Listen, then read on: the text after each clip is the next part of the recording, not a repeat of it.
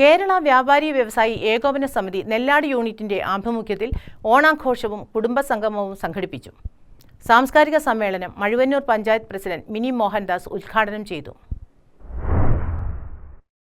കേരള വ്യാപാരി വ്യവസായി ഏകോപന സമിതി നെല്ലാട് യൂണിറ്റിന്റെ ആഭിമുഖ്യത്തിൽ നടന്ന ഓണാഘോഷത്തിന്റെ ഭാഗമായി വിവിധ വ്യാപാര സ്ഥാപനങ്ങൾക്ക് മുന്നിൽ പൂക്കളമൊരുക്കി പൂക്കള മത്സരം നടത്തി. തുടർന്ന് നെല്ലാട് SNDP ഹാളിൽ അംഗങ്ങളുടെയും കുടുംബാംഗങ്ങളുടെയും വിവിധ കലാകായിക മത്സരങ്ങളും ഓണസദ്യയും നടന്നു.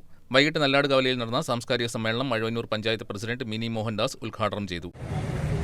നമ്മൾ ജീവിക്കുന്ന സമയത്ത് കിട്ടുന്ന ആഘോഷങ്ങളിലും സന്തോഷങ്ങളൊക്കെ പങ്കെടുത്ത് മറ്റുള്ളവർക്ക് പറ്റുന്ന സഹായങ്ങളൊക്കെ ചെയ്ത് സ്നേഹത്തിലും സന്തോഷത്തിനും സമാധാനത്തിനും ജീവിക്കുക എന്നത് നമ്മുടെ ഏറ്റവും വലിയ ഒരു ലക്ഷ്യമായി മാറേണ്ടതാണ്.